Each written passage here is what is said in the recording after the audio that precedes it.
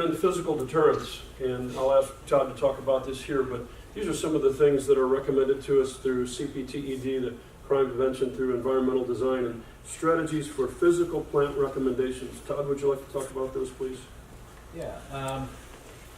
Vestibules with locked doors. Dr. Simpson mentioned the secretary at the front door, and we understand that, while that's a little bit of a different example, that there is somebody usually actively monitoring the front door at any given time in any school facility.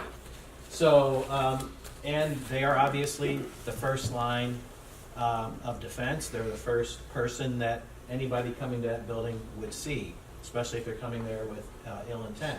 So we try and put a number of things in place that help them be safer and also help the school be safer. And there's several things happening here all at the same time, and they aren't all clearly visible. The first is that the desk has eyes-on visibility through those front doors to the outside of the building, so they can see somebody coming before they get to the building, so you have a little extra time. They also have a camera system in place, so if they can't see the person, till they're 8 or 10 feet from the door, they have a camera outside so they can see them even farther out. So they have both a monitor and eyes on. So they have both of those options available to them. Then we have a system of electronic locking doors. These are basically electrified doors with hardware that are locked. There's 2 sets, they're both locked. And you're able to buzz in. You've heard the word buzz in. There's a system outside where you approach, and if you have a key card or a code, you can enter and you can go into the building. But if you're a visitor and you don't, you have to press a button, announce yourself, they see who you are, and then, then and only then are you given access to the building. Okay, that's all good for the honest folks, that's great. But somebody shows up and they're not planning on buzzing in or asking to be let in, they're going to try and smash their way in. So the last layer of defense here is there's a lot of glass, you see, it's in the glazing. There's a couple of approaches we can take there. The first is instituting a laminated glass, and that's more appropriate when you're building a new building or building an addition.